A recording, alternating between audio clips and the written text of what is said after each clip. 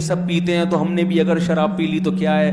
اب ہے آج کل نوجوانوں میں دیکھو نا, زنا کر رہے ہیں, ان کو روکو بھائی, یہ گرل فرینڈ اسلام میں حرام ہے, بری چیز ہے, لڑکیوں سے دوستیاں غلط. اللہ نے عورت تک پہنچنے کا نکاح کے علاوہ کوئی راستہ نہیں رکھا, کوئی راستہ نہیں ہے آپ کے پاس. اور منگیتر سے گھنٹوں گھنٹوں گپے مارنا, ویڈیو کالوں پہ بات کرنا, یہ بھی حرام ہے.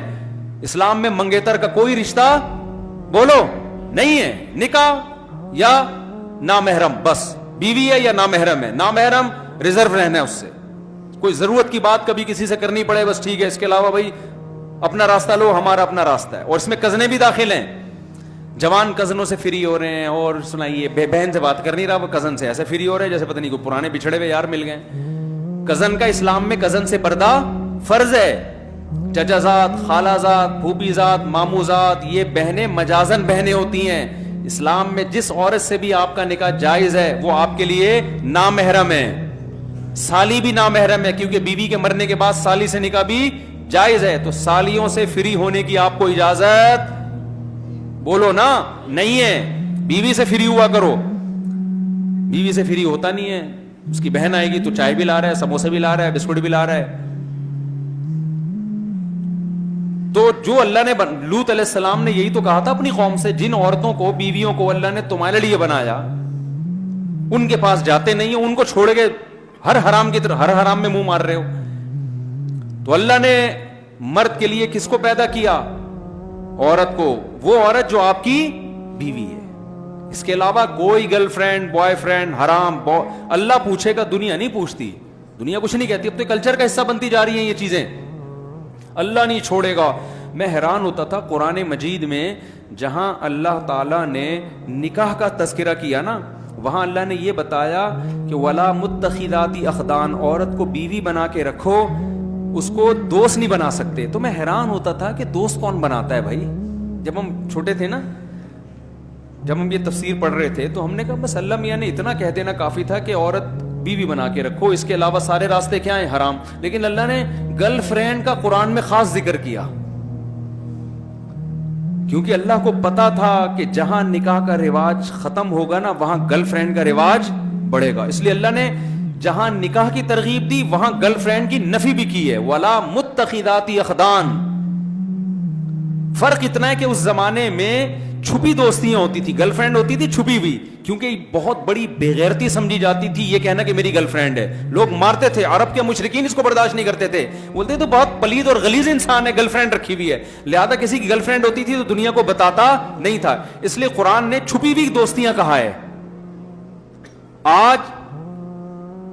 آج وہ دوستیاں چھپی ہوئی نہیں رہی ہیں بلکہ کھل گئی ہیں. اس کا مطلب اتنے بے غیرت بن گئے, اتنے بے غیرت بن گئے کہ وہ دور جاہلیت میں جو زانی لوگ تھے نا, آج کا نوجوان ان سے بھی 2 قدم آگے نکل گیا. وہ بھی زنا کو چھپاتے تھے, دوستی رکھتے تھے عورت سے چھپ کے, دنیا کو پتہ نہ چلے. لیکن آج کیا ہے, بتا رہا ہوتا ہے یہ میری گرل فرینڈ ہے.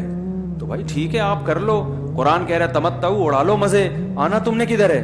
میری طرف ہے. اور کبھی اللہ کہتے ہیں میری طرف آنا ہے, کبھی کہتے ہیں آپ کی طرف آنا ہے, جہنم میں جانا ہے تم نے.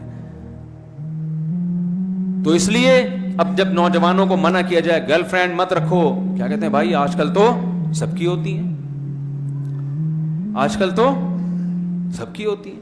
بھائی یہ کہاں فحش چیزیں نہ دیکھو, سب دیکھ رہے ہیں. اگر کسی کو لت پڑ گئی ہے بھائی توبہ کرو نا بھائی, بچنے کی کوشش کرو, کسی بزرگ سے اصلاحی تعلق قائم کرو. حضرت مجھے اس گناہ کی عادت پڑ گئی ہے, میں کیسے چھوڑوں؟ وہ بتائیں گے طریقے آپ کو. کچھ بڑھو تو صحیح, آگے کوشش تو کرو.